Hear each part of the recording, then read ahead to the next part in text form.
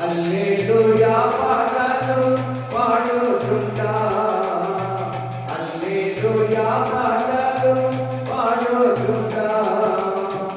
ఇలా ఎందులో నేను ఉల్లాసిస్తుంది, ఇలా ఎందులో నేను ఉల్లాసిస్తుంది, ఇలా ఎందులో నేను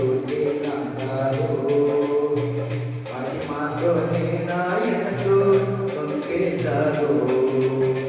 నిత్యమైన మౌనాలుగమునందు భక్తుల గుంపులో కర్పించినారు. నిత్యమైన మౌనాలుగమునందు భక్తుల గుంపులో కర్పించినారు. ఉందామా గోటం పైన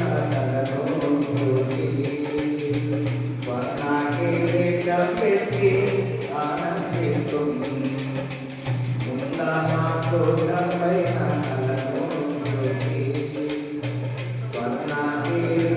పెట్టి ఆనందిస్తుంది. కొరడాతో పట్టబడిన ఈ ముందుది, కొరడాతో పట్టబడిన ఏ ముందుది, ప్రతి ఒక్క గాయమును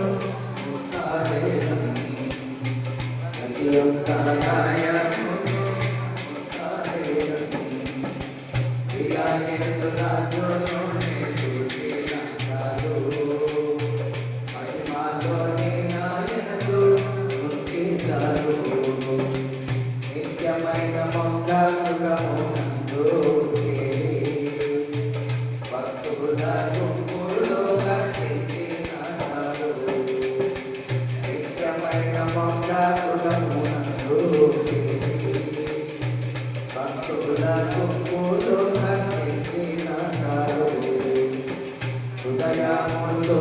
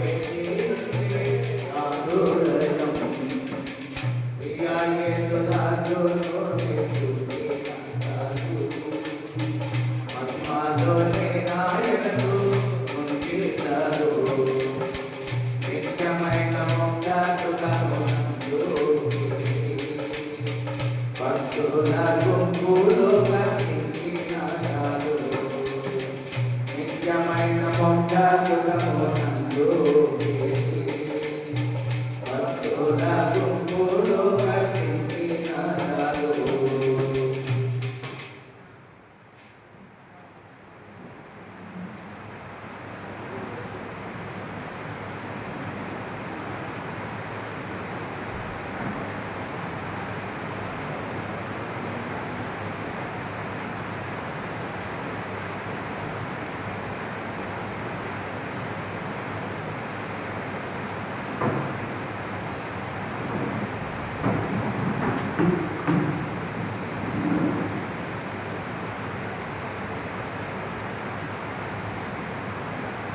పాట సంఖ్య 702, పాత బుక్లో 686. 702, 686. పరవాసిని జగమున్న ప్రభువా, పరవాసిని జగమున్న ప్రభువా, నడచుచున్నాను నీ దారిన్, నా గురి నీవే నా ప్రభువా, నా గురి నీవే నా ప్రభువా, నీ దరినే చేరను నేను, నీ దరినే చేరను. లోకమంతా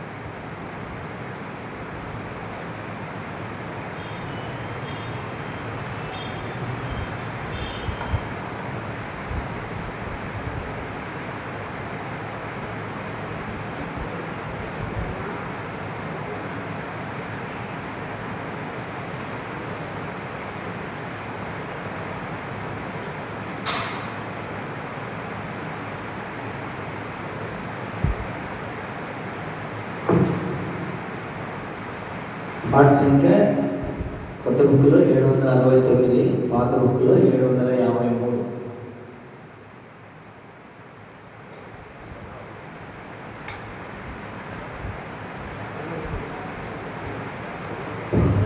లోకమే నా స్వాస్థ్యము ఎప్పుడు కాంతును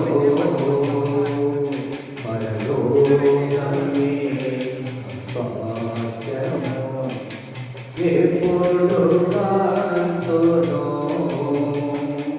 నా ప్రియ యేసుని కాతును నా ప్రియ యేసుని నేనెప్పుడు కాతును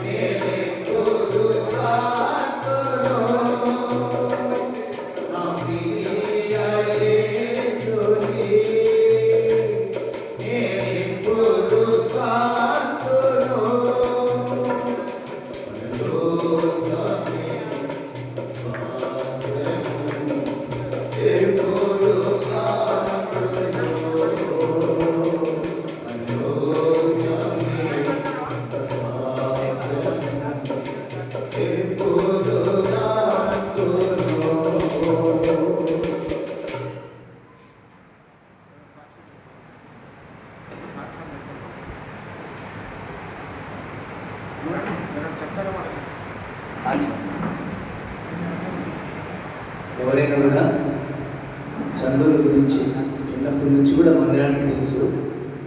ఆ అబ్బాయి గురించి ఎవరైనా సాక్ష్యం చెప్పే వాళ్ళు ఉంటే చెప్పచ్చు.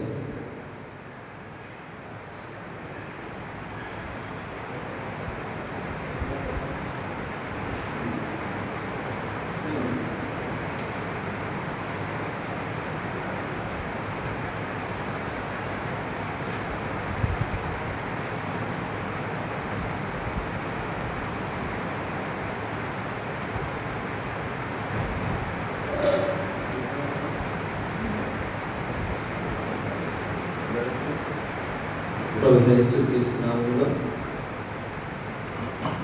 సాయంకాల సమయంలో శుభములు తెలియజేస్తున్నాం. మరి విధంగా ప్రత్యేకంగా కలిసి కూడడానికి మరి ఎంతో గొప్ప తరుణము. కారణం ఏంటి అని అంటే చందు మరి దినాన మధ్యాహ్నము ఇంచుమించు 12:45 ప్రభు మహిమలోకి పిలువబడ్డాడు. ఇదిని బట్టి మేము ప్రభు రుణస్థులము. ఎందుకు రుణస్థులము అని చెప్తున్నాను అంటే ఒకప్పుడు లోకములో శాపంలో చీకటిలో నశించి ఒక దినాల నరకానికి పాత్రలము. అయితే చందును బట్టి మేము ప్రభువుని కూడా మాకెంతో అది గొప్పదని భాగ్యమని ఇచ్చి ప్రభువుని స్తుతిస్తున్నాం. మరి ఇదే 2013 సంవత్సరముల క్రితము ప్రభు దర్శించాడు. మరి తన ఆ బిడ్డ కలిగినటువంటి అనారోగ్య పరిస్థితిని బట్టి ఒక దినాన్ని చనిపోవాలనుకున్నాను. బంధువుల ఆదరణ లేదు, లోకంలో మరి ఎటు చూసినా మాకు నెమ్మది లేని పరిస్థితుల్లో ఒక దినాలు చనిపోవాలని అనుకున్నాం. అయితే ఒక దినాలు మా దూరం బంధువురాలు ఒక ఆమె ఉండేది. ఆమె ప్రభువు వెలిగింది. అయితే మా మరణానికి ఆమె అడ్డుపడింది. మధ్య వ్యక్తిగా సువార్తను ప్రకటించింది. ఆమె సువార్త చెప్పడం ద్వారా ప్రభువుని ఎదిగాము. మరి ఇదే బేతనియా ఇంటికి మేము 2013 సంవత్సరంలో రావాల్సి వచ్చింది. అయితే రక్షించిన నాటి నుండి నేటి వరకు ఆయన మమ్మల్ని విడవలే, ఎడబాయలే. అయితే నేడు చందును బట్టి కొంత ఎడబాటు కలుగుతూ ఉంది. ఈ ఎడబాటు మరి మాకెంతో దుఃఖకరమైనది. అయినప్పటికీ ఒక దినాన్ని ఆ బిడ్డను కలుసుకొని చూస్తామని ఒక నిరీక్షణ ప్రభు ఇచ్చాడు. అయితే ఇదే 2026 సంవత్సరంలో చందు కొరకు ఎంతో భారంగా ప్రార్థన చేస్తూ వచ్చాను. 5 సంవత్సరాల నుంచిగా మరి హాస్పిటల్ చుట్టూ తిరుగుతూ ఉన్నాము. తెలియని పరిస్థితులు, మరి ఎటుపోతా ఉందో, గమ్యం ఎటు చేరుతా ఉందో అర్థం కావడం లేదు. మరి ఏంటో పరిస్థితి అని చెప్పి కన్నీటితో వేదనతో కుటుంబంగా ప్రార్థన చేస్తున్నాం. ప్రార్థన చేస్తే ప్రభు ఒక గొప్ప మాటను తెలియజేసింది. యెషయా గ్రంథము దేవుని వాక్యంలో బైబిల్ నవలేం చేస్తారు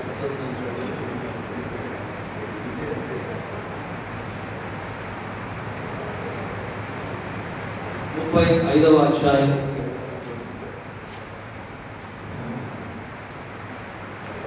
9వ వచనం చివరి వచనము.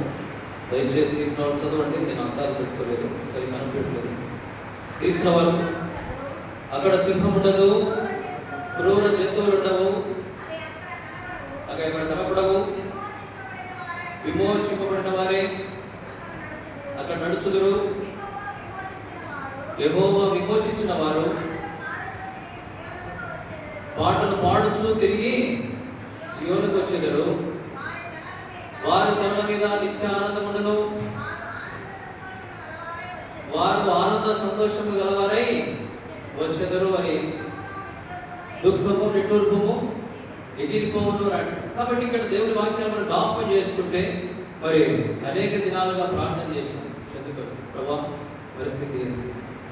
మరి చాలా భారమైనటువంటి పరిస్థితి. మాకు శక్తికి మించినది, మరి ఈ భారాన్ని మేము భరించలేకున్నాం అని అనేక సార్లు అన్నిటితో ప్రభు దగ్గర అడుగుతవచ్చు.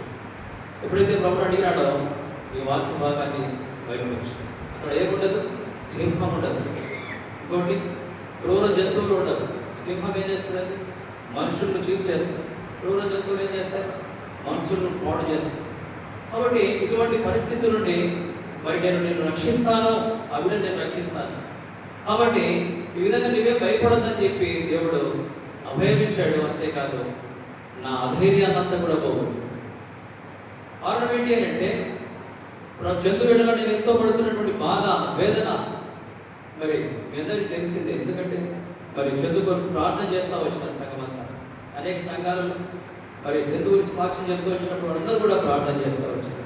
నేటి వరకు ప్రభు తన మీద ఉన్నటువంటి ఆ కృప కారణం ఏంటి అని అంటే అనేక మరి ప్రార్థన ఫలితముగా ప్రభు నేటి వరకు ఆ బిడ్డను ప్రతిదినము నూతన పరుస్తూ బలపరుస్తూ నూతనంగా బలపరుస్తూ వచ్చింది. అయితే ఆ బిడ్డలో ఉన్నటువంటి పరిస్థితి నేడు ఎందుకు మాకు దుఃఖకరంగా ఉంది అంటే మాకు ధైర్యం చెప్పేవాడు.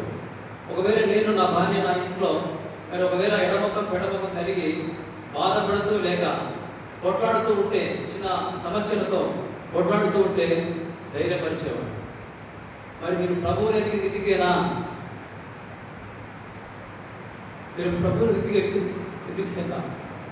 ఒక దినాన్ని మీరు మరి ఈ పరిస్థితుల్లో మీరు మరి ఉంటే ఒక దినాన్ని ప్రభు దగ్గరికి పోతారా మీరు అని చెప్పి మమ్మల్ని గద్దించేవాడు. ఆ విధంగా బుద్ధి చెప్పేవాడు. అనుకునేవాళ్ళు మరి చిన్నవాడు ఏ విధంగా అనుకుండగా అంత పెద్ద పెద్ద మాటలు వచ్చేవి అని అనుకుంటాం. అయితే ప్రభుని బట్టి మరి ఆ విధంగా మమ్మల్ని ఆత్మీయంగా బలపరచాడు. కాబట్టి ప్రియ సోదరుడు సోదరి, మరి ఈ ఎడబాటు కొంత మాకు దుఃఖంగా ఉన్నప్పటికీ ఒక దినాల ప్రభువులో మరి ఆ బిడ్డను చూస్తామన్న నిరీక్షణ ప్రభు మాకు ఇచ్చాడు. కాబట్టి ప్రియ సోదరుడా సోదరి, దేవుడి వాక్యం మేరకు మనం జ్ఞాపకం చేసుకుంటే ప్రకటన గ్రంథం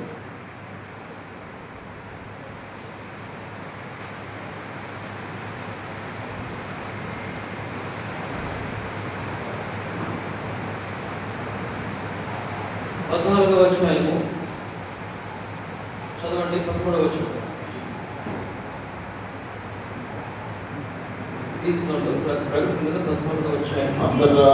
అంతటా ఇప్పటి నుండి ప్రభువునందు మృతులు తండ్రిలను రాయబడి ఉన్నది. పరలోకము నుండి స్వరం చెప్పడానికి నిజమే వారు తమ ప్రయాసములు మాని విశ్రాంతి పొందుదురు.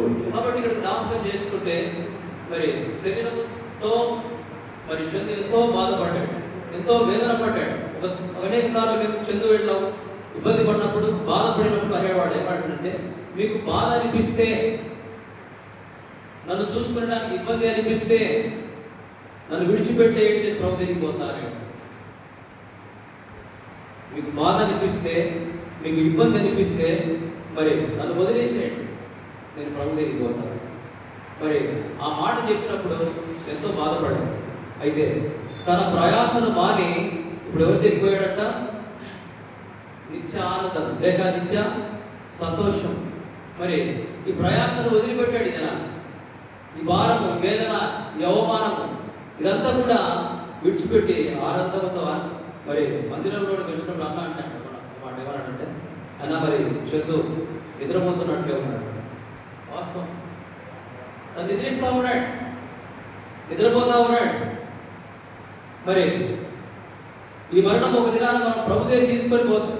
ఎందుకంటే ప్రభువు ఎరిగిన వారు మరి మృతి నొందిన మృతులు ధన్యులని చెప్పబడింది. కాబట్టి ఇక్కడ రోమపత్రిక 20 వచనంలో చూసినట్లయితే ఇప్పుడు క్రీస్తు యేసునందున వారికి శిక్ష లేదు. కారణం ఏంటి అంటే తను ప్రభును గుర్తెడిగాడు, ప్రభునందు విశ్వసించినాడు. ప్రభుని ఎప్పుడైతే ఎరిగాడో తనలో శిక్ష లేకుండా పోయింది. తన భారమంతా, తన వేదన అంతా ప్రభు కొరికి. ఎందుకంటే ప్రభు మొదటి రాకలు ప్రభు వచ్చినప్పుడు మరి ఎవరు లేస్తారంటే క్రీస్తునందు బ్రతికి ఆశ్చర్యముతో దేవుని గోరతో మన ప్రభు దిగురా. ఆర్భాటముతో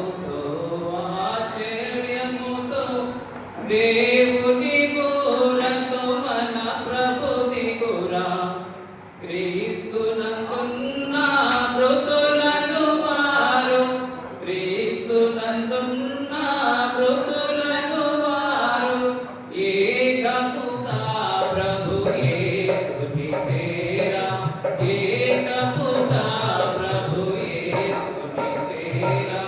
పరుగిడరా సోదరుడా, ప్రభు సన్నిధి నీవు చేరుట, ఆ ప్రభు సన్నిధి నీవు చేరుట. పరుగిడరా యుగ సమాప్తి ఆగమనమునకు సూచనలెన్నో చూడుమురా. యుగ సమాప్తి ఆగమనమునకు సూచనలెన్నో వేదనలెన్నో మీదికి వచ్చును, వేదనలెన్నో మీదికి వచ్చును.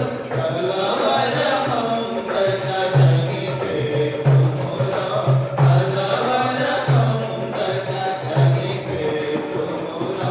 పరుగిడరా సోదరుడా, ప్రభు సన్నిధి నీవు చేరుటకయ్యా, ప్రభు సన్నిధి నీవు చేరుటకయ్యా.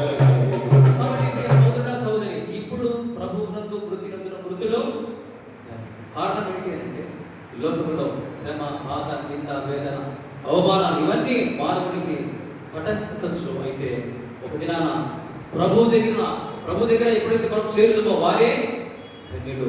కాబట్టి ఈ దినాన ప్రభువులో మరి చంద్రుడు నిద్రించున్నాడు, ప్రభువుతో ఉన్నాడని మేము విశ్వసిస్తున్నాము. ఈ దినాన్ని మేము చూస్తామన్న ఆ నిరీక్షణతో మరి దేవుడు ఇచ్చిన వాగ్దానం మేరకు మరి మేము నమ్మొచ్చు ఈ వాక్య భాగాన్ని, మరి లేక ఈ మాటలను ఈ సాక్ష్యాన్ని తెలియజేస్తూ మా కొరకై, కుటుంబం కొరకై ఇంతవరకు మీరు చేసిన ప్రార్థన బట్టి కృతజ్ఞతలు ప్రభువుకు మీకు వందనస్తులను స్తుతిస్తూ ప్రభునేస్తున్నాము, ప్రార్థిస్తున్నాము తండ్రి.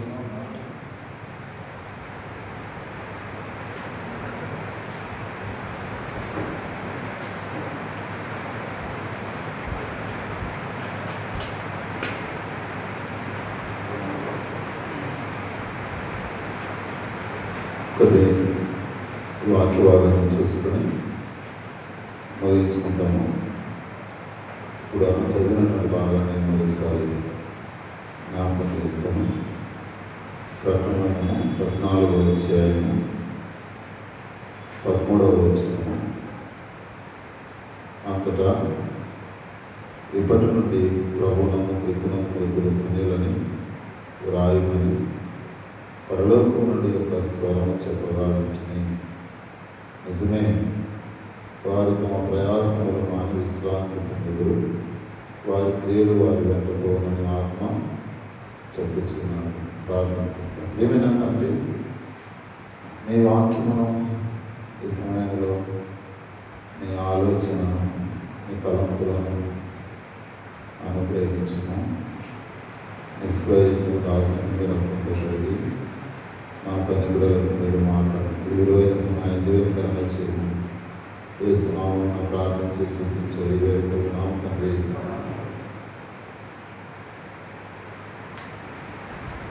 ఇప్పటి నుండి ప్రభువునందు మృతునందు మృతులు ధన్యులు అని వ్రాయము. కారణము ఏమిటి అని అంటే, వారు తమ ప్రయాసము మాని విశ్రాంతి పొందడానికి వెళ్ళి ఇక్కడ నుండి వెళ్ళాలా అని అంటే మరణము అన్నటువంటిది చాలా ప్రాముఖ్యమైనది. మరణించడానికి ముందు ఒక వ్యక్తి జీవితంలో జన్మదినము అన్నటువంటిది కూడా చాలా ప్రాముఖ్యమైనది. మనకందరికీ విశ్వాస గృహం చెందిన వారి కనుక దాదాపు 139వ కీర్తనలో మానవుని యొక్క జన్మదినం గురించినటువంటి సంగతులు చాలా స్పష్టంగా ఉన్నాయి. మనల్ని దేవుడు తల్లి గర్భంలో రూపించడము, మన అవయవములను నిర్మాణం చేయడము, మన గురించి దేవుడు తన గ్రంథంలో రాయించడము అన్నటువంటిది దేవుని వాక్యంలో స్పష్టంగా ఉంది. రెండవది, దేవుడు సృష్టికర్త అనే మాట మనము ఆది కాండం నుంచి మనం చదవగలం. యెషయా గ్రంథంలో చాలా స్పష్టంగా దేవుడు చెప్తాడు. కాబట్టి దేవుడు సృష్టికి కర్త. యాకోబుతో అంటాడు, నీ నిర్మాణకుడను నేనే అని అంటాడు. అయితే దేవుడు ఒక కుమ్మరిగా ఆయన మనం గమనిస్తాం. ఆయన తనకి ఇష్టమైనటువంటి విధానంలో పాత్రను చేయడం అన్నటువంటిది మనం గమనిస్తాం. అయితే ఈ విషయాలు మనం గమనించినప్పుడు చందు విషయంలోనికి మనం వస్తే కాళీ శ్రీనివాస మనకు వెనుక వారికి దేవుడు ప్రథమ సంతానంలో ఇచ్చే సమయంలో ఆ బిడ్డను గర్భంలో వేసేటప్పుడు దేవుని యొక్క ఉద్దేశం, యోగు గ్రంథం 42వ అధ్యాయము 2వ వచనం, నీవు సమస్త క్రియలను చేయగలవనియు నీవు ఉద్దేశించినది ఏది నిష్ఫలము కానేరదనియు నేను ఇప్పుడు తెలుసుకుంటునే. అంటే దేవుని యొక్క ఉద్దేశాలు, దేవుని యొక్క తలంపులు, దేవుడు నిర్మాణం చేసేటప్పుడు వారు గర్భంలో వేసినప్పుడు వారికి కూడా తెలియదు. అయితే దేవుని యొక్క తలంపు, దేవుని ఉద్దేశం ఇవిని ఈ విధంగా తయారు చేయాలని దేవుని చిత్తమైంది, అది ఆయన సంకల్పమైంది. అది అర్థం చేసుకోవడానికి మన మానవ సంబంధమైన జ్ఞానం సరిపోదు. ఎందుకంటే ఈ విషయాన్ని మేము కూడా ఈ పరిస్థితులు కూడా వెళ్ళి చూసాం. మాకు కూడా దేవుడు ప్రథమ కుమారుని ఇచ్చినప్పుడు చందువలే హ్యాపీ సామేల్ మేము వివాహమైన తర్వాత దేవుడు ప్రార్థన చేస్తే దేవుడు మాకు చెప్పాడు, సమూయేలు అనేటువంటి కుమారుని నీకు ఇస్తున్నాను అని. గర్భంలో కూడా పర్లేదు. మేము ఏం ప్రార్థన చేస్తూ వచ్చామంటే, ప్రభా మీరు మాకు సంతానాన్ని ఇస్తే మేము ఒక కోరిక మీ దగ్గర అడుగుతున్నాం.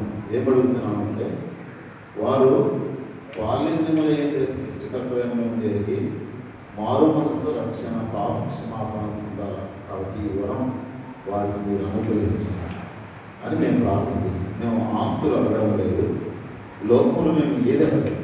మేము అడుగుతున్నది అంటే మీరు మాకు ఇవ్వబోయే సంతానానికి మారు మనస్సు రక్షణ పాప క్షమాపణ అనే వరం ఇస్తే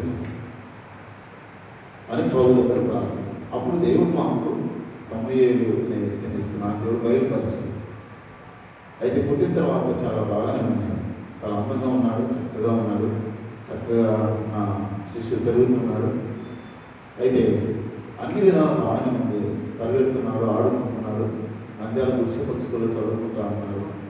అయితే 9th ఇయర్ వచ్చే సమయానికి తన బాడీలో సింటమ్స్ ఆరంభమైనాయి. ఎన్నో హాస్పిటల్లో తిరిగాము. ఒకరోజు రాత్రి నాకు కల వచ్చింది, ఈ బిడ్డ ఏ విధంగా నడవలేకపోతాడో అన్నది ఒక దర్శనం దేవుడు నాకు చూపించాడు. ఇది ఎవరి గురించి చూపిస్తున్నాడో అనుకున్నాను నేను. అయితే పరిగెత్తేవాడు నడవడం మొదలుపెట్టాడు. పరిగెత్తడం ఆగిపోయింది. నడిచేవాడు సిట్టింగ్లోకి వచ్చాడు. సిట్టింగ్లోకి వచ్చిన వాడు పడకలోకి వచ్చినాడు. ఏం అర్థం కావడం లేదు. చాలా హాస్పిటల్ తిప్పాము, ఇండియాలో చూపించాము, ఫారినర్స్తో కూడా మేము చూపించాము. అయితే ఆ విధంగా లాస్ట్ సిఎంసీలో వాళ్ళు ఫైండ్ అవుట్ చేశారు, ఇది జెనెటిక్ ప్రాబ్లము, మస్క్యులర్ డిస్ట్రోఫీ. అలాగా ఆ విధంగా ఇదైనప్పుడు నేను ప్రభు దగ్గర ప్రార్థన చేసే మాటలు, ఇక సేవ చేయలేము, వదిలేస్తాము అని. ఎందుకంటే ఏం అర్థమైందంటే ఇది జెనెటిక్ బై బర్త్లో వచ్చింది. మాకేం తెలుస్తుంది? పుట్టుకలో మీరు ఆ విధంగా అనుమతిస్తే మీరు ఇచ్చిందే కదా, మీరు మాకు ఎందుకు ఇట్లా ఇచ్చారు, కాబట్టి మేము మీ యొక్క పనికి చేయలేము అని చెప్పి మేము లోపల ఒక ఆలోచన చేసి, అయితే ప్రభు ప్రార్థన చేస్తున్నప్పుడు రాత్రి దేవుడు మాట మాట్లాడాడు. ఏమన్నాడంటే, వెరివాడ వారు నా సేవకుడు అని చెప్పాడు. ఆయన ఎవరు? నా సేవకుడు అని చెప్పాడు. ఇది నాకు అర్థం కాలేదు. సేవకుడు పరిగెత్తి స్వార్థ చెప్పడము, సేవ చేయడము, తిరిగి పరిచయం చేయడం ఇది బాగుంది. కానీ అరే సిట్టింగ్లోనికి వచ్చినాడు, పడకలోనికి వచ్చినాడు, వాడికి వాడేం చేసుకోలేడు అని మనమేం చేయాలి? అలాంటి పరిస్థితుల్లో ఆయన సేవకుడు అంటాడండి, ఒక వ్యక్తితో దేవుడు ఎలా సేవ చేయించుకుంటాడో మనకు తెలియదు, అది దేవుడికి మాత్రమే తెలుసు. చంద్రుడు గొప్ప దైవ సేవకుడు, నాకు అర్థమయ్యే సంగతి. ఆ దైవజన్మ ద్వారా ఈ కుటుంబం రక్షణలోనికి వచ్చింది. సీనన్న అక్క వంశీ ఆ ఆనిముత్యాల రక్షణలోనికి వచ్చారు. ఈ మరణ సమయంలో ఆ తండ్రి ఎంత చక్కగా స్వార్థించాడు, ఎంత చక్కగా ప్రభు కూర్చుంది. విశ్వాసం తన హృదయంలో కలిగి ఉన్నాడు. ఈ లోకంలో నాకు గ్రహించదే వచ్చింది.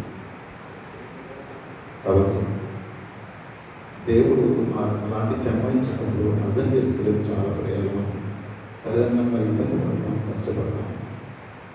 అయితే మేము ఒకరోజు ఎవరు ఏం చేసిన సేవలు ఏంటంటే, చాలామంది మా కుమారుల ద్వారా రక్షణలోకి వచ్చారు. ఒకే కుటుంబంలో 3 అన్నదమ్ములు.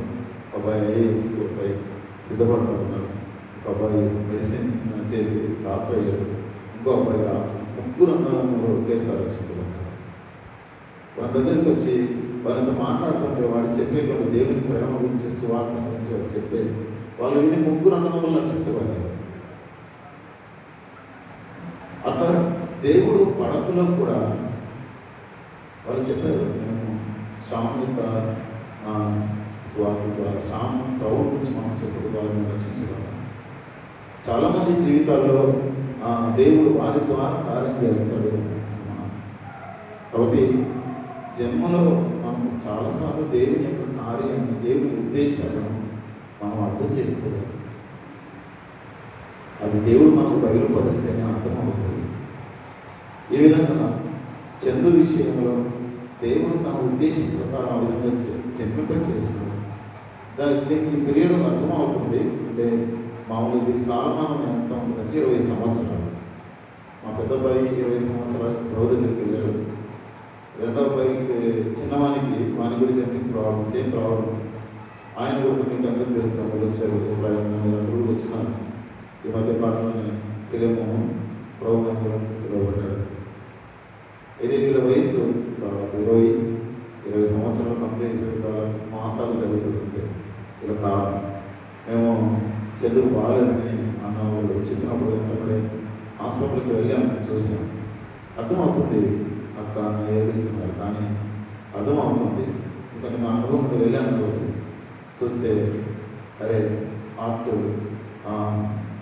దాని ఫంక్షన్ తగ్గిపోయింది, కిడ్నీలు తన ఫంక్షన్ తగ్గిపోయినాయి, అన్ని మజిల్, హార్ట్లో మజిల్ కాబట్టి అది కృషించిపోవడం ఆరంభించింది. ఇక ఆయాసం ఆరంభమైంది, దినాలే అన్నది అర్థం అవుతుంది. ఏం చెప్పగలము? అయితే ప్రభువు వారికి ధైర్యం ఇవ్వాలని ప్రార్థన చేశాను. ఎందుకంటే ప్రభు సమయం సమీపించింది అని అర్థం అవుతుంది. ఇలాగా అయితే వారి జీవితంలో ఉన్న ఒక మంచి లక్ష్యం ఏంటంటే, వారు దేవుని అంగీకరించిన తర్వాత దేవునితో వారి సమయం గడపాలనేటువంటిది మనం చూస్తాం. ప్రభుతో మంచి సమయాన్ని గడుపుతారు. అన్న చెప్పినట్టుగా వారు దేవుని మీద మంచి విశ్వాసం కలిగి ఉంటారు, మంచి జ్ఞానం వాళ్ళకు ఉంటుంది, మంచి తెలివితేటలు వాళ్ళకు ఉంటాయి. అయితే దేవుడు అటువంటిది కృపయించి వారు ఎంతో మనల్ని ప్రోత్సహించే విధంగా వారు ఉంటారు. దేవుడు వారికి కృపయిస్తారు. ఇక్కడ నీతిమంతుల వంటి మరణం నాకు సంభవించాలని మనిషి 23వ అధ్యాయం సంఖ్యాకాలంలో కోరుతుంది కదా. నీతిమంతుల మరణం వంటి మరణం. ఒకటి మరణించడం అనేది అందరం మరణిస్తాం, కానీ నీతిమంతుల మరణం చాలా ప్రాముఖ్యమైనది. ఒక వ్యక్తి ఎట్లా నీతిమంతుడిగా చేయబడతాడు మనకు తెలుసు. రోడ్డు రాసిన 3వ అధ్యాయం వచ్చినాము మనకు తెలిసినటువంటి భాగం. అది యేసుక్రీస్తు నందు విశ్వాసం మూలమైనది, నమ్ము వారందరికీ కలుగు దేవుని నీతి. కాబట్టి యేసుతో నమ్మితే దేవుడు మనకు నీతిని అనుగ్రహిస్తాడు. కాబట్టి 116వ కీర్తన 15వ వచనంలో యెహోవా భక్తుల మరణము ఆయన దృష్టికి విలువ కలిగినది. యెహోవా భక్తుల మరణం. కాబట్టి నీతిమంతుల జీవితాలను ఒక విలువైనటువంటి వారిగా ఎంచేవాడు. దేవుడు వారిని నా సొత్తు అంటాడు. వారు విలువైనటువంటి వారు కాబట్టి నీతిమంతులు వారు ఏ పరిస్థితులకు వెళ్ళినా ఈ లోకంలో ఆయా పరిస్థితులకు వెళ్ళవచ్చు, కానీ దేవుడు వారిని విలువైన వారిగా, వారి మరణం అనేటువంటిది ఎంతో విలువైనదిగా మనం గమనిస్తాం. చివరిలో మీకు ఒక మాట జ్ఞాపకం చేస్తాం. ఏంటంటే అపోస్తలుడైన పౌలు అంటాడు, బ్రతుకుడైతే క్రీస్తువే, పిలిపి ఒకటే, చావైతే లాభం. కాబట్టి తన జీవితంలో తను ఎరిగిన సత్యం ఏంటంటే మరణం అనేది దేవుని చేరుకోవడానికి అది ఒక ప్రయోజనం, నాకు అది లాభకరమైంది, అది లాభకరమైంది. అయితే మన పితరులైనటువంటి అబ్రహాము నిర్వరమైన పట్టణం ఇక్కడ లేదని చెప్పి ఉడబోయే పట్టణం కొరకే తాను గుడారంలో నివసించు ఆ పట్టణం కొరకు ఎదురు చూస్తూ వచ్చింది. ఎందుకంటే ఆ పరలోక పట్టణం. కాబట్టి లూకాసు వార్త 16:22 వచనంలో మనం చూస్తాము, ఆ దరిద్రుడు అని మాట్లాడారు లాజరు చనిపోయి దేవదూతల చేత కొనుక్కోబడి అబ్రహాము రొమ్మున ఉండడానికి వెళ్ళిపోయాడు. నీతిమంతుడు ఈ లోకంలోని శ్రమలు కూడా వెళ్ళాడు, అనారోగ్యం కూడా వెళ్ళాడు, లేమి కూడా వెళ్ళాడు. కానీ తన జీవితంలో పరలోకానికి పరుగుతున్నాడు. దేవుని యొక్క రాజ్యంలోని కదా ప్రవేశించడానికి అతని కొరకు దేవదూతలు రావడము, అతడు దేవుని సన్నిధికి తీసుకొని పోవడం, అబ్రహాము రొమ్మున ఆనుకోవడము, విశ్రాంతి స్థలంలో నెమ్మది కలిగినటువంటి స్థలంలో ఉండడము అనేటువంటిది మనం గమనిస్తాం. అంటే ప్రభు ఈ వాస్తవాలను మనం తెలియజేస్తున్నాడు. అంటే మన జీవితంలో నమ్మినటువంటి తర్వాత మనం మరణిస్తే అది విలువైనది, అది దేవుని దృష్టికి అంగీకారమైనది. ఆ తర్వాత దేవుడు మనల్ని ఎక్కడికి తీసుకొని పోతున్నాడంటే ఆ విశ్రాంతి స్థలంలోనికి తీసుకొని పోతున్నాడు. మరణంతో ముగింపు కాదు, కానీ అక్కడి నుంచి ఆరంభం అనేటువంటిది మనం గమనిస్తున్నాం. కాబట్టి దేవుని రాజ్యం అనేటువంటిది అది శ్రేష్టమైనటువంటిది, ఆకలి తప్పులే లేనటువంటి రాజ్యం, రాత్రి చీకటి అనేటువంటిది లేని రాజ్యం. కాబట్టి 23వ కీర్తన 4వ వచనంలో గాఢంధకారపులో నేను సంచరించాను, నీవు నాకు తోడయ్యదు కనుక వెళ్ళేటప్పుడు ఎవరు వస్తారు? ఎవ్వరు మనం వెంట రాదు. ఇప్పుడు చంద్రుడు వెళ్ళాడు, చంద్రుతో పాటు ఎవరు వెళ్ళారు? ప్రభు వెళ్ళాడు, చంద్రుతో పాటు ప్రభు వెళ్ళాడు. కనుక నమ్మినటువంటి ప్రభు ఎంత నమ్మకమైన వాడు అని అంటే ఆయన ఈ దేవుడు సదాకాలం మనకు దేవుడై ఉండి మరణం వరకు ఆయన మనం నడిపించను, మరణం తర్వాత కూడా ఆయన మనం తీసుకొని తన సన్నిధికి, కనుక మనతో కూడా ఆయన వస్తాడు, మనతో కూడా ఆయన వస్తాడు. కాబట్టి ఆ రాజ్యంలో ఆ యొక్క పట్టణంలో ఉండేదాన్ని కొరకై ఈ లోకంలో తమ ప్రయాసములు మాని ఒకటి విశ్రాంతి పొందడానికి ఒక దినాన ప్రభు తనతో కూడా ఎండబెట్టుకుని వస్తాడు మధ్యాకాశంలో. వారిని మనం కలుసుకుంటాం. ఈ ఆనందము, ఈ నిరీక్షణ మనకున్నది. కనుక మన ప్రభు ఎంత నమ్మదగిన వాడు, మన ప్రభు చెప్పిన మాటలు అంతే నమ్మకమైనవి. మన ప్రభు దగ్గరికి వెళ్ళినటువంటి చందు ఆయన సన్నిధిలో ఉంటాడు, ఆయనతో కూడా తనను ఎండబెట్టుకొని వస్తాడు. మధ్యాకాశంలో అతను ఎదుర్కొంటాము. ఈ శుభప్రదమైన నిరీక్షణ దేవుడు మనకు అనుగ్రహించాడు. కాబట్టి తమ ప్రయాసములు మాని దేవునితో కూడా ఉండడానికి వెళ్ళాడు. దేవుడు మాటలు దీవించుకున్నాడు.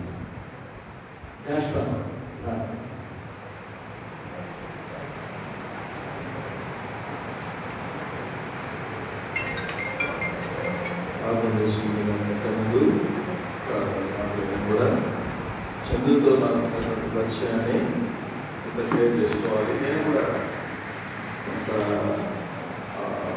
ఏ విధంగా నేను కొన్నిసార్లు ఎంకరేజ్ చేయబడ్డాను ఆత్మీయంగా అనేటువంటి విషయాన్ని తమ తండ్రి కాలేదు చెప్పినటువంటి మాటను బట్టి నేను కూడా కొంత చెప్పాలి, ఆ మాట షేర్ చేసుకోవాలి. ఒక మాట ఎక్కువ పరిచయం లేదు, కానీ చాలాసార్లు మందిరం అయిపోయిన తర్వాత వెళ్ళేటప్పుడు నేను మ్యాక్సిమం అందరితో చేయగలిగి తెలుసుకోవడం చెప్పి వెళ్తాం. అందులో భాగంగా చంద్రుడు కూడా కొన్ని సంవత్సరాల క్రితం నుండే నేను చూశాను. తను ఆ విధంగా ఉండేటువంటి పరిస్థితి చూస్తూ చేతిలో చేయగలిగి ప్రైజ్లో చంద్రు బాగున్నావా అని చెప్పేసి వెళ్తూ ఉన్నాను. అయితే I was inspired with his laugh. ఎప్పుడు పలకరించినా సరే నవ్వుతూ నాకు చేయించేవాడు. నేను ఎప్పుడు తను దుఃఖపడ్డం కానీ లేదంటే ఇంకా కొంత అంత బాధ కానీ తన ముఖంలో చూడలే. అరే ఇట్ ఈస్ పాసిబుల్ అని చెప్పేసి నాకు చాలాసార్లు నాకు ఒక పెద్ద ప్రశ్న. అన్ని బాగుండా వాళ్ళే చాలా మందిని చూస్తూ ఉంటాం కదా, చేయగలిగేటప్పుడు కష్టంగా ఇబ్బందిగా చాలా ఇబ్బంది పడుతూ ఉంటారు. ఇంత అన్ని అవయవాలు బాగుండి ఎంతోమంది చాలా తమ బాధను వ్యక్తం చేస్తా, ఏదో కష్టంగా ప్రైజ్లాడని చెప్తా, వాళ్ళు ఏదో బాధలో ఉన్నట్టు నేను గమనిస్తూ ఉండేవాడిని. కానీ చంద్రుడు మాత్రం చూసినప్పుడు really that's really wonderful experience. తను ఎంతో చక్కగా ఎప్పుడు నవ్వుతూనే ఉండేవాడు. అది నిజంగా గొప్ప సంగతి. అది నన్ను ఎంతో ఆలోచింపజేసింది కూడా. నేను చాలా సందర్భాల్లో ప్రార్థన చేస్తూ ఉండేవాడు. నా వ్యక్తిగతమైన జీవితంలో ప్రార్థనలో ప్రభువుని అడుగుతూ ఉండేవాడిని. చందుకి చక్కగా స్వస్థత కలిగి కాళ్ళు చక్కగా ఎంతో ప్రార్థన చదువుకున్నప్పుడు కొన్ని సంవత్సరాల నుండి ట్రిపుల్డ్ పీపుల్ వాళ్ళు ఏమి పుట్టుకతో ఇంటివారుగా ఉన్న వాళ్ళు కూడా స్వస్థపరిచినటువంటి దేవుడని ఆ విధంగా ప్రార్థన చేస్తూ వచ్చి ఉంటా ఉన్నాను. కానీ ప్రభు యొక్క ఆన్సర్స్ 3 విధాలుగా ఉంటాయి మనం చూస్తూ ఉన్నాం. One, that is yes, it is granted. Your prayers are heard and it is answered. ప్రార్థనలు విని ఉన్నాను, వాటికి ఎస్ అని కూడా చెప్తాను. రెండోది నో అనేటువంటిది కూడా ఇంకొక ఆన్సర్. ఇంకొకటి వెయిట్ అని మనం ఈ మధ్య తెలుసుకుంటా ఉన్నాం. కాబట్టి ఈ విషయంలో కూడా నా ప్రార్థనలకి నో అనేటువంటిదే దేవుడు ఇచ్చి ఉన్నాడు. అది దేవుడు యొక్క ఆలోచన, దేవుని యొక్క చిత్తము. దానికి ఏది మనం అభ్యంతరం చెప్పడానికి మనం లేదు. కనీసం అది ఆయనకి ఇష్టమైంది. మనుషులను ఆయన మంటికి మార్చుతూ ఉన్నాడు. ముల్లారా తిరిగి రండి ఆయన పిలుస్తూ ఉన్నాడు. కాబట్టి ఆయన ప్రజలైనటువంటి వారు, ఆయనని పెరిగినటువంటి వారి యొక్క మరణము ఆయన దృష్టితో విలువైంది. కాబట్టి మనం కూడా దాన్ని బట్టి ప్రోత్సహించబడాలి. దాని విషయంలో ఎక్కడ మనం బాధపడాల్సిన అవసరం లేదు. ఉండేది చందు ఇంకా. కాబట్టి దాని విషయంలో తల్లిదండ్రులకి నేను చెప్పేది ఏంటంటే, ప్రభు నేను తప్పకుండా ఒకసారి మనం కలుసుకుంటాము అనేటువంటి నిరీక్షణ కలిగి మనం విశ్వాస జీవితంలో ప్రార్థన చేసుకుంటాం. మోకరించగలిగేవాడు పరిశుద్ధుడా, ప్రేమగలిగిన తండ్రి, కలిగిన దేవాలయ ఘనమైన పరిశుద్ధులను వందనాలు స్తోత్రాలు చెల్లించుకుంటున్నాను. సాయంత్రకాల సమయంలో వీధిగా కాలేరు తన కుమారుడు చందు విషయమైన తండ్రి ఆయన ఎంతో ఆయన ప్రార్థించిన విశ్వాసంతో ఆ సమయంలో రోజా సంఘంగా కూడా ఆయన ప్రార్థించారు. అయితే మీ ఉద్దేశాలు, మీ యొక్క చిత్తం తండ్రి మాకు కొద్దిగా మాత్రమే తెలుసు. అది ఆయన తండ్రి ఆయన ఉద్దేశంలో తనని తీసుకోవడం ఒక సమయంలో చిత్తమైగా ఉంది. తండ్రి ఆదరించినట్టు జ్ఞాపకం చేసుకున్నట్టు కావాల్సిన ఆదరించారు. బలపరచండి, వారి కుటుంబాలను దీవించండి, ఆదరించండి. తండ్రి మన యొక్క మతం బట్టి తండ్రి తండ్రి అనేకులు తన ఎంతగానో అటువంటి పరిస్థితుల్లో కూడా తన వైకల్యం విషయాన్ని ఏమాత్రం జ్ఞాపకం చేసుకోకుండా అనేకుల్ని గర్వించడం, అనేకుల్ని శుద్ధి చెప్పడం, తన జీవితం ద్వారా ఎంతో మందికి ఆదర్శంగా కూడా ఉంటాం. కూడా మీకు మనం తెలుస్తా ఉన్నాం. కుటుంబాన్ని ఆదరించి, బంధువులను ఆదరించి, ముందున్నటువంటి సమయాన్ని మన రాష్ట్రంలో తండ్రి యొక్క ప్రార్థన ఆలోచించిన పొందాల్సింది సంస్థల యొక్క స్వాధీనించుకొని చక్కగా జరిగించి, భయంకరంగా జరిగించి, యేసుక్రీస్తు వారి నమ్మకంలో ప్రార్థన ఆరాధించి తండ్రి.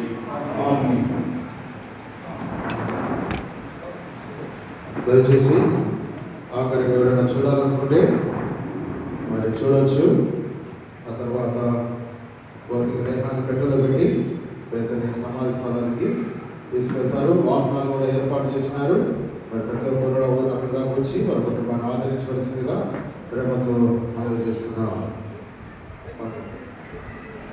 పరలోకము నా దేశము అగదేశిని నీలా మాయలోకమే నేను యాత్రికుడను.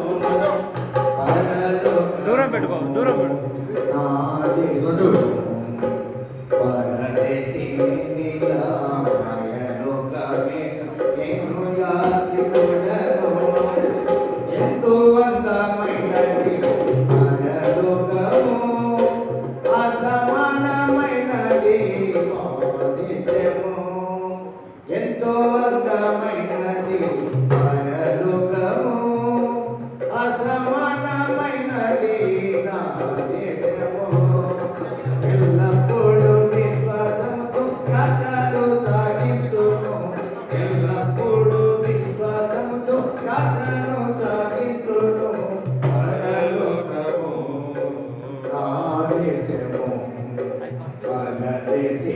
నీలా మాయలోకమే నేను యాత్రికుడను పరలోకము నా దేశము పరదేశి నీలా మాయలోకమే నేను యాత్రికుడను దూతలు పాడుచుందురు పరమందునా దేవారాత్రములందు పాడుచుందురు దూతలు పాడుచుందురు పరమందునా దేవారాత్రములందు పాడుచుందురు పావనుని స్తుతి నేను అర్చితును నిత్యము పావనుని స్తుతి నేను అర్చితును నిత్యము పరలోకము నా దయచేసి గమనించండి. ఇంకెవరైనా చూడాలనుకుంటే చూడండి. తర్వాత బాక్స్లో మరి భౌతిక దేహాన్ని బాక్స్లో మారుస్తారు. పరలోకము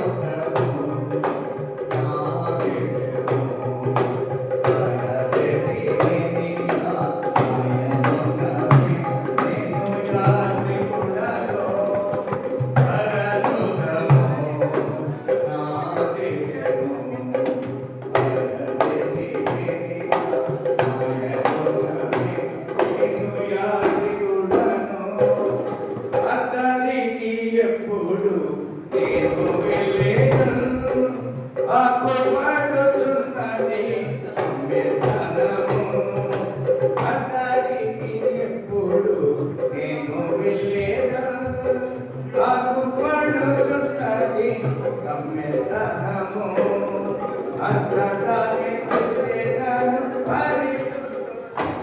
ప్రార్థన చేసుకుందాం. ప్రేమగల ప్రియ పరలోకమందున తండ్రి, పరిశుద్ధమైన మా దేవ, వరక్షకుడు మీ ప్రియ కుమారుడు యేసునామ విశ్వాసంతో మీ పాదాల చెంతకు వస్తున్నాం. నిదాసును కాలెప్సీలను అదేవిధంగా నిదాసాలు రేణుకక్కను ప్రేమించి జతపరిచి వారు ప్రేమించిన కుమారుడు చంద్రుని బట్టి స్తుతిస్తున్నాం.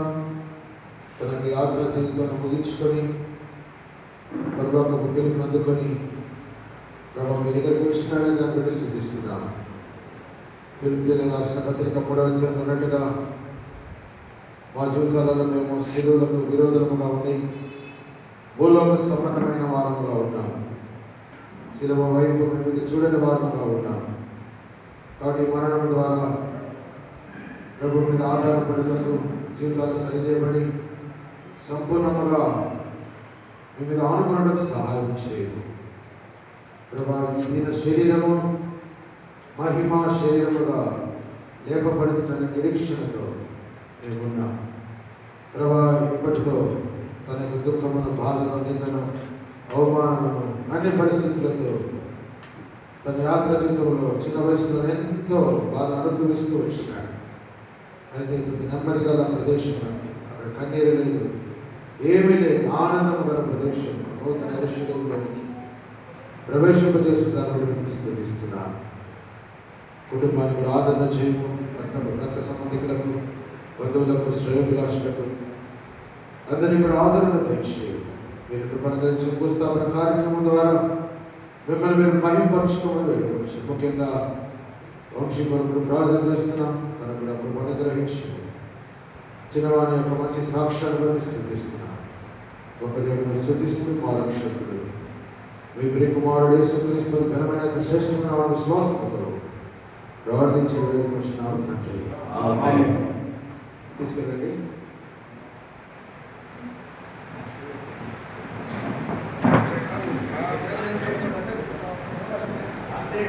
అన్న పాట పాడు.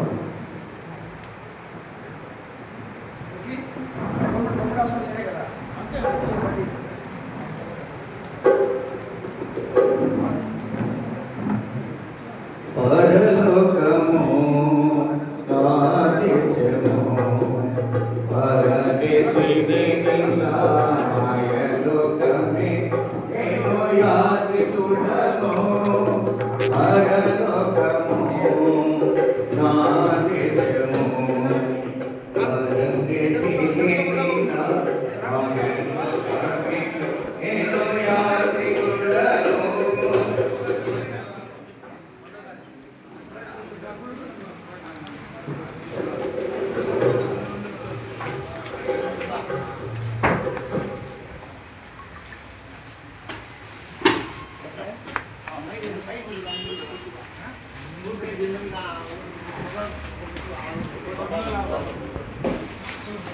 బాబు వ్యాన్ ది వ్యాన్ పెద్ద వ్యాన్